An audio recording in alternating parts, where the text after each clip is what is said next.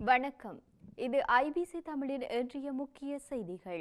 முதலில் தலைப்புச் செய்திகள். கனேடியரிடம் பண மோசடி, யாழ் போலி வைத்தியர் தொடர்பில் அம்பலமாகிய முறைகேடுகள்.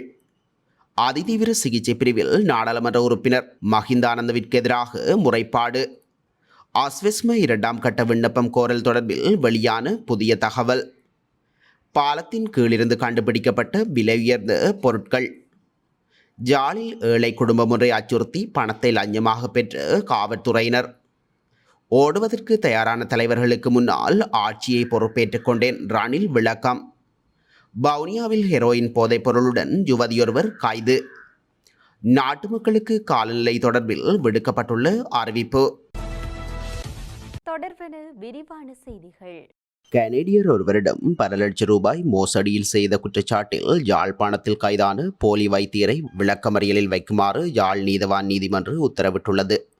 யாழ்ப்பாணம் சுன்னாகம் பகுதியைச் சேர்ந்த இளைஞன் தன்னை வைத்தியரை அறிமுகப்படுத்தி அதற்கான போலியான ஆவணங்களையும் தயாரித்து வெளிநாடுகளில் வசிக்கும் நபர்களை இலக்கு வைத்து பல லட்சம் ரூபாய் மோசடியில் ஈடுபட்டு வந்துள்ளார்.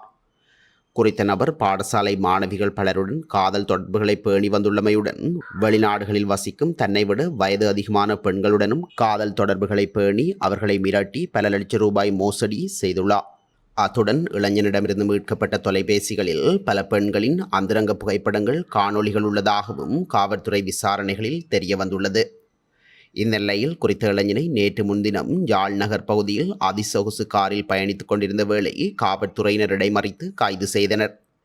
இதனைத் தொடர்ந்து இளைஞனை காவல் நிலையத்தில் தடுத்து வைத்து மேற்கொள்ளப்பட்ட விசாரணைகளில் யாழ்ப்பாணத்தில் இடம்பெற்ற பல போலி உறுதிமொழிப்புகள், காணி மோசடிகள் உள்ளிட்ட பல்வேறு சம்பவங்களுடன் தொடர்புபட்டுள்ளமையும் தெரிய வந்துள்ளது. இதன்படி நேற்றைய தினம் கைது செய்யப்பட்ட இளைஞனை யாழ் நீதவான் நீதிமன்றத்தில் முற்படுத்திய வேளை மன்று இளைஞனை விளக்கமறியலில் வைக்க உத்தரவிட்டுள்ளது. நாடாளுமன்ற உறுப்பினர் மஹிந்தானந்த அழுத்கமகே தனது தந்தையை தாக்கியதாக நாடாளுமன்ற உறுப்பினர் குணத்திலக்க ராஜபக்சவின் மகன் கோட்டை காவல் நிலையத்தில் முறைப்பாடு செய்துள்ளார். நாடாளுமன்ற உறுப்பினர் குணத்திலக்க ராஜபக்சவின் எழுத்துப்பூர்வ முறைப்பாடும் சமர்ப்பிக்கப்பட்டுள்ளது. மேலும் தனது தந்தையை தாக்கியதில் அவரது காலெலும்பு முறிந்துள்ளதாகவும் அதற்கு அறுவை சிகிச்சையில் இரும்பு தகடுகள் பொருத்தப்பட்டுள்ளதாகவும் அவர் குறிப்பிட்டுள்ளார்.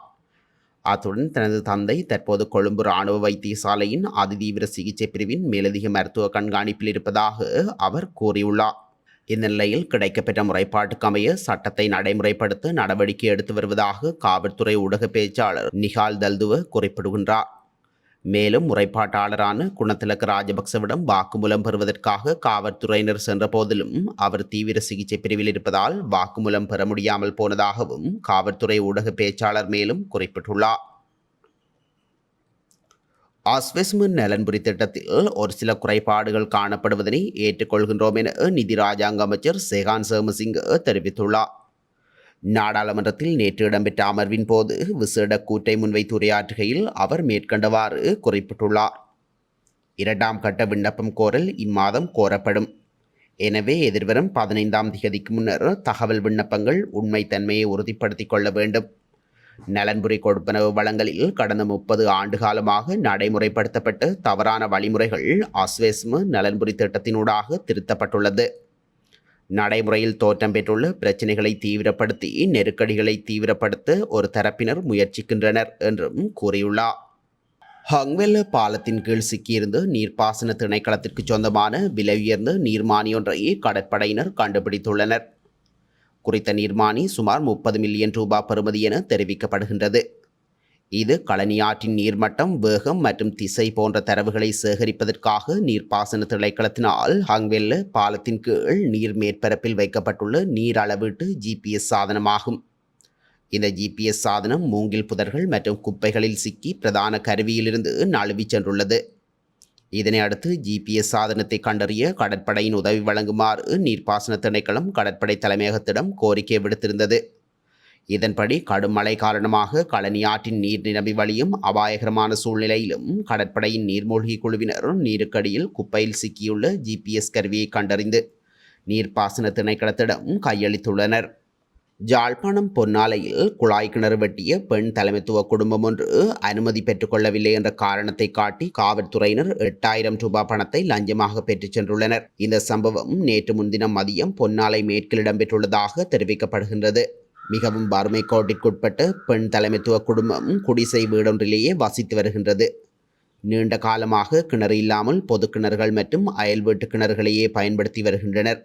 இந்த குடும்பத்தில் தற்போது காபோத உயர்தரத்தில் கற்றுக்கொண்டிருக்கும் மாணவன் கற்றல் நேரத்திற்கு மேலதிகமாக பகுதி நேரமாக தொழிலுக்கு சென்று சேகரித்த பணத்தில் குழாய் கிணறு ஒன்றை அமைக்க முடிவெடுத்தனர். நேற்று திங்கட்கிழமை மதியம் குழாய் கிணறு வெட்டி கொண்டிருந்த போது முச்சக்கர வண்டியொன்றில் வந்த காவல்துறையினர் அனுமதி பெறாமல் குழாய் கிணறு வெட்டுவதாக தங்களுக்கு முறைப்பாடு கிடைத்துள்ளது என கூறி அக்குடும்பத்தை அச்சுறுத்தினர். கிணறு வெட்டுவதற்காக வந்தவர்களின் கருவிகளை கொண்டு செல்லப் போவதாக மிரட்டினர். செய்வதறியாது திகைத்து நின்ற மேற்படி குடும்பம் அனுமதி பெற வேண்டும் என்ற விடயம் தமக்கு தெரியாது எனவும் தமது கஷ்ட நிலைமையும் காவல்துறையினருக்கு எடுத்து கூறியிருந்தனர். அவர்களின் கருத்தை செவிமடுக்காத காவல்துறையினர் 15,000 ரூபாய் பணம் தந்தால் எதுவும் செய்யாமல் விட்டுச் செல்வதாக கூறினர். ஆனால் அக்குடும்பமோ கிணறு வெட்டுவதற்காக 1,00,000 ரூபாவை மாத்திரமே சேகரித்து வைத்திருந்தது. தம்மிடம் பணம் இல்லை எனவும் அவ்வாறாயின் 2,000 ரூபாய் தருகின்றோம் எனவும் கெஞ்சி கேட்டுள்ளனர். காவல்துறையினர் உடன்படவில்லை. 5,000 ரூபாய் தருகின்றோம் என்றனர். அதற்கு உடன்படாது 8,000 ரூபாய் பணத்தை பறித்து கொண்டு சென்றனர். காபோத உயர்தரத்தில் கல்வி பயிலும் மாணவன் பகுதி நேர கூலி வேலைக்கு சென்று சிறுக சிறுக சேமித்த பணத்திலேயே அந்த குழாய் கிணறு தோண்டப்பட்டது. அத்துடன் குறித்த மாணவன் உழைத்த பணத்தையே காவல்துறையினர் லஞ்சமாக பெற்றுச் சென்றுள்ளனர். பொன்னாலையில் பல குழாய் கிணறுகள் வெட்டப்பட்டிருக்கின்ற போதிலும் இதுவரையில் யாரும் அனுமதி பெற்றிருக்கவில்லை. அனுமதி பெற வேண்டும் என்ற விடயம் வறுமை கோட்டிற்குட்பட்ட மேற்படி குடும்பத்திற்கு தெரிந்திருக்கவில்லை. சட்டம் ஒழுங்கை நடைமுறைப்படுத்த வேண்டிய காவல்துறையினர் பனையால் விழுந்தவனை மாடு ஏறி மிதிப்பதைப் போன்று பணத்தை பறித்து சென்றிருக்கின்றனர். சுமணசிறி, குமார, சுகன் என்ற 3 காவல்துறை உத்தியோகத்தர்களுமே இவ்வாறு லஞ்சம் பெற்றதாக கூறப்படுகின்றது. கடந்த சில மாதங்களுக்கு முன்னர் வட்டுக்கோட்டை காவல்துறையினரின் சித்திரவதையில் அலெக்ஸ் என்ற இளைஞன் உயிரிழந்திருந்தமையும் குறிப்பிடத்தக்கது. மற்ற தலைவர்கள் ஓடுவதற்கு சப்பாத்தை தேடிக்கொண்டிருந்த வேளையில் நான் செருப்பு காலோடு சென்று ஆட்சியை பொறுப்பேற்றுக் கொண்டேன் என ஜனாதிபதி ரணில் விக்ரமசிங்க தெரிவித்துள்ளார். அரசியலை ஒதுக்கிவிட்டு நாட்டின் பொருளாதாரத்தை கட்டியெழுப்பும் வேலை திட்டத்திற்கு ஆதரவளிப்பது அனைவரினதும் பொறுப்பாகும் என்பதையும் ஜனாதிபதி வலியுறுத்தியுள்ளார். 2 வருடங்களில் பொருளாதாரத்தை கட்டியெழுப்ப மிகவும் கடினமான தீர்மானங்களை எடுக்க வேண்டியிருந்தது. வரி அதிகரிப்பு இலகுவானதாக இருக்கவில்லை. ஆனால் அது மட்டுமே பொருளாதாரத்தை கட்டியெழுப்ப ஒரே வழியாக விளங்கியது என அவர் தெரிவித்துள்ளார். வவுனியாவில் ஹெரோயின் போதைப்பொருளுடன் யுவதியொருவர் கைது செய்யப்பட்டுள்ளார். தோணிக்கல் பகுதியில் மேற்கொள்ளப்பட்ட விசேட சோதனை நடவடிக்கையின் போது விற்பனைக்காக தயார்படுத்தி வைக்கப்பட்டிருந்த 5 கிராம் ஹெரோயின் போதைப்பொருள் மீட்கப்பட்டுள்ளது. நாட்டின் தென்மேற்கு பகுதியில் தற்போது நிலவும் பலத்த மழை நிலைமை இன்றிலிருந்து தற்காலிகமாக குறைவடையும் என எதிர்பார்க்கப்படுகின்றது. வளிமண்டலவியல் திணைக்களம் வெளியிட்டுள்ள அறிக்கையில் இது குறிப்பிடப்பட்டுள்ளது. மேல் சப்ரகம்பு, மத்திய, தென் மற்றும் வடமேல் மாகாணங்களில் அவ்வப்போது மழையோ அல்லது இடியுடன் கூடிய மழையோ பெய்யக்கூடிய சாத்தியம் காணப்படுகின்றது எனவும் தெரிவிக்கப்பட்டுள்ளது. இத்துடன் இன்றைய முக்கிய செய்திகள் நிறைவடைகின்றன.